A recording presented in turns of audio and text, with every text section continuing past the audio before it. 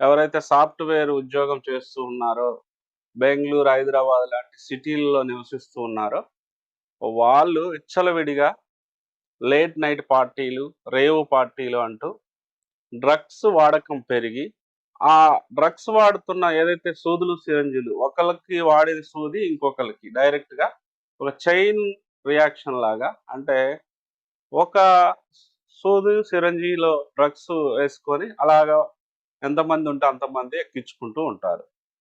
ఈ సూదులు, సిరంజిల వల్ల ఖచ్చితంగా హెచ్ఐవి, ఎయిడ్స్ అనేది వ్యాప్తి చెందుతుందని మనకు తెలుసు.